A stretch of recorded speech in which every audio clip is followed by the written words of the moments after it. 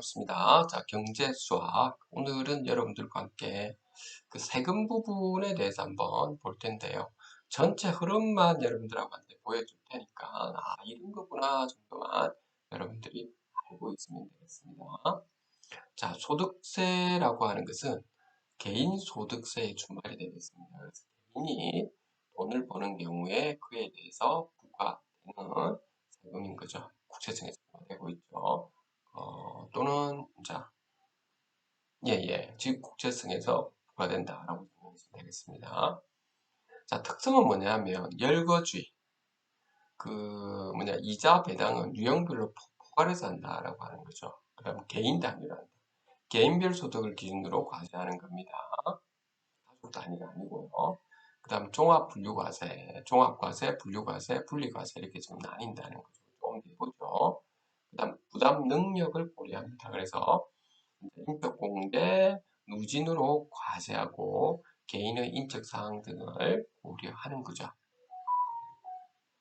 자, 부과 방법으로는 그 세 가지가 있는데 종합과세, 분류과세, 분리과세인데 자, 종합과세는 이제 이자 소득, 이제 은행에서 이자, 그다음 배당 소득, 배당 소득은 각종 주식에 또는 회사에 투자를 했는 가지고 배당을 받는 거, 그다음 사업 소득 또는 근로 소득, 기타 알바를 한다든지 기타 소득, 그다음 연금 있죠.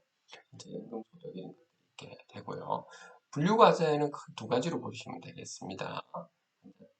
퇴직했을 때 퇴직소득과 어떤 양도했을 때 물건이나 이런 것을 팔았을 때 양도 차익이 나는 그 양도 소득이 되겠죠. 분리과세는 이제 금액이 얼마에 따라서 틀리는데 금액이 그렇게 많지가 않다면 분리과세로 해서 한다는 거죠. 이자 소득이라든지 배당 소득, 기타 소득과 연금 소득이 있다는 겁니다. 자, 그 다음 그 소득세에서 근로소득자들은 근로소득을 얻게 되죠. 일반적으로. 그래서 그 근로소득자들은 세금을 줄여주는 항목들은 뭐냐 하면 우리 비과세, 과세가 안 되는 소득들이 있습니다. 그리고 소득도 공제도 해주고 있고요. 또 세액도 공제를 해주고 세액 감면도 해주는 이 부분은 조금 더 한번 뒤에서 한번 볼게요. 과세 과정은 총급여, 즉 회사에서 받은 돈 중에 과세 대상이 되는 부분이 총급여입니다. 여기서 빼기 소득, 근로소득을 공제해 줍니다. 이것은 왜 그러냐 하면 근로자의 체드 생활을 갖다가 배려하기 위한 공제가 되죠. 그리고 빼고 나면 총급여에서 근로소득 공제를 뺀 이 금액을 뭐라 하냐면 근로소득 금액이라고 하거든요. 그리고 근로소득 금액에서 또 종합소득 공제를 하죠. 이거는 부양가족이냐, 카드 주택 관련 공제 이런 것들이 있어요. 그래서 요거는 종합소득 공제를 해주고 그렇게 해서 요거를 근로소득 금액에서 이 부분을 그 종합소득 공제를 뺀 것을 우리는 종합소득 과세 표준이라고 하죠. 여기다가 세율을 곱해주면 우리가 산출세액이 나옵니다. 이 산출세액에서 공제 감면세액, 의료비, 교육비, 보험료, 월세, 감세액을 빼면 우리는 결정세액이 되고요. 결정세액에서 기납부세액을 빼면 기납부세액은 이제 근로소득의 원점 징수를 했던 부분이 있죠. 미리 돈을 받겠죠. 월급을 받는데 거기서 회사한테 원천으로 떼이는 거죠. 징수해서 그 회사가 국세청에 내는 것이거든요. 이 납부세 빼면 납부할 세액이 나온다고 하는 겁니다. 그러면 이게 소득공제하고 그 세액공제의 차이점이 뭐냐라고 하는 건데요. 이제 이런 부분을 좀 알고 있으면 좋습니다. 자주 등장하는 거라서 제가 용어가 소득공제라고 하는 것은 소득에서 공제해 주는 것이죠. 그렇기 때문에 세율의 영향을 좀 많이 받는다라고 하는 것이죠. 그래서 아무래도 지금 그 소득이 많으면 좀 더 세금을 많이 내는 이런 부분이 있겠죠. 그다음 세액공제는 그 그 소득의 여부와 상관없이 당사자의 세율과 좀 무관하게 같은 액수의 혜택을 적용받는다. 그래서 자녀 출산해서 30만 원의 자녀 세액 공제는 소득 수습과 무관하죠. 이런 것도 우리는 세액 공제를 하는 겁니다. 소득 공제는 그 소득과 관련이 있고 세액 공제는 관련이 없는 우리가 혜택이다라고 생각하면 되겠습니다. 소득 공제에서는 보면 또 크게 두 가지가 있는데 인적 공제하고 특별 공제가 있게 되죠. 아까 인적 공제는 말한 것 같고요. 특별 공제는 저축, 월세, 월세만 한해서는 우리 세액 공제에 사실은 속하는 겁니다. 전세, 그다음 주택부 이런 것들 이자를 낸다든지 이런 것들 전부 다가 우리 소득 공제를 해준다 하는 겁니다. 세액 감면과 세액 그 공제인데 세액 감면은 이제 이것도 차이점입니다. 국가가 일정한 대상을 정해가지고 일률적으로 혜택을 주는 것이죠. 예를 들어서 그 외국인 기술 인력이라든지 외국인이지만 해외에 있다가 국내에 복귀한 경우에 또는 중소기업에 근무하는 개인분들에 한해서 세액을 감면을 해주는 특별하게 아까 소액 세액 공제는 또 이야기했다시피 연말 정산 정책은 수시로 앉아 변경되기 때문에 뒤를 쫓고 세우고 살펴봐야 되고 이제 매년 이렇게 또 이게 바뀌는 부분이 있기 때문에요.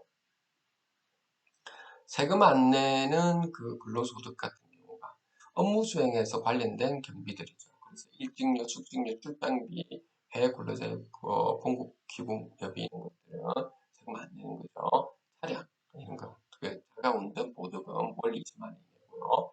회사에서 제공한 차량이라든지 회사에서 제공한 주차장 이런 거, 작업복, 작업모, 작업바 이런 것들도 마찬가지고 요금보조비나 활동비 등 특수수당에서 월 20만 원 이내가 되는 거죠.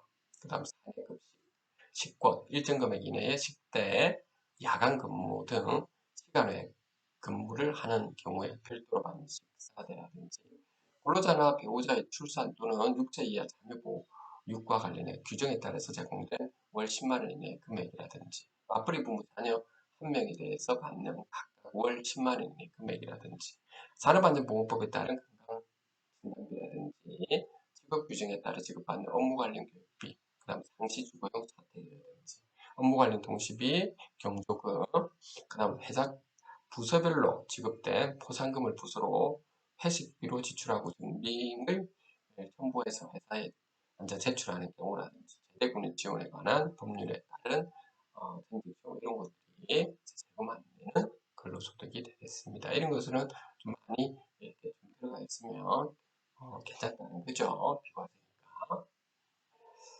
기본 공제도 가능한데 기본 공제 봅시다.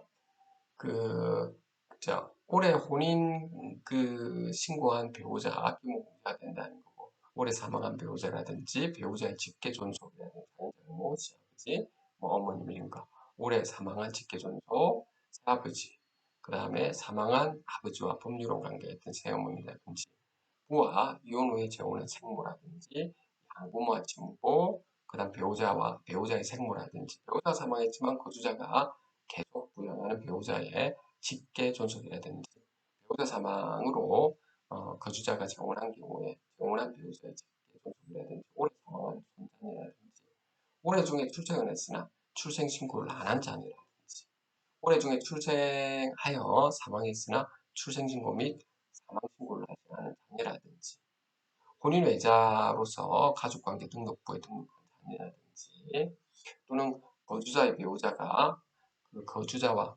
재혼하는 경우로 배우자가 종전 배우자와 혼인 중에서 출산한 자녀라든지 또는 이혼으로 자녀에 대한 친권을 배우자가 행사하면서도 양육비를 지급하는 그 미성년자라든지 장애인 자녀의 장애인 배우자라든지 배우자의 형제 자매라든지 국내에 거주하는 외국인의 부양 중에서 본국 거주 비거주자인 직계존속 배우자 이런 부분인데 그러니까 근데 이런 경우는 요즘에는 좀 잘 하지는 않죠. 다시 말해서 여러분들은 학생들 여러분들은 그 부모님도 있고 거기에 할머니 할아버지도 같이 사는 경우는 참 많지가 않죠. 여러분들 요즘에는 오히려 또 할머니 할아버지를 또 별도로 살려고 경우가 또 많고 하다 보니까 그런 경우는 기본공제가 안 되고 같이 살면 기본공제가 되는 대상이 있다 이 말인 겁니다.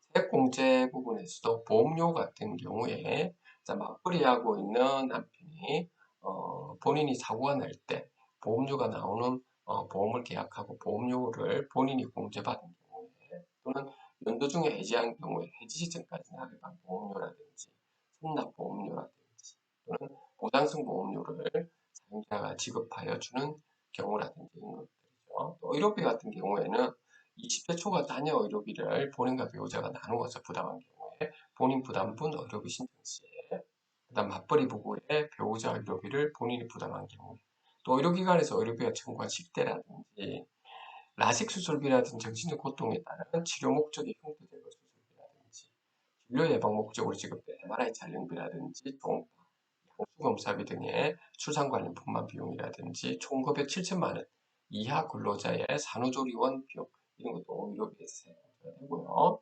교육비 같은 경우는 유치원 종일반이라든지 초등학교 영재교육원 수업료, 학교 운영 지원비 기성회비, 수능 학교 시기 지도비라든지 대학교 계절학기 수업비, 그 다음에 급식비, 수업료 특별활동비, 도수고비, 초중고 현장 체험학습비 1인당 30만 원 이내죠. 그 다음 중고생 교복 1인당 이런 50만 원 이런 것들이 있습니다.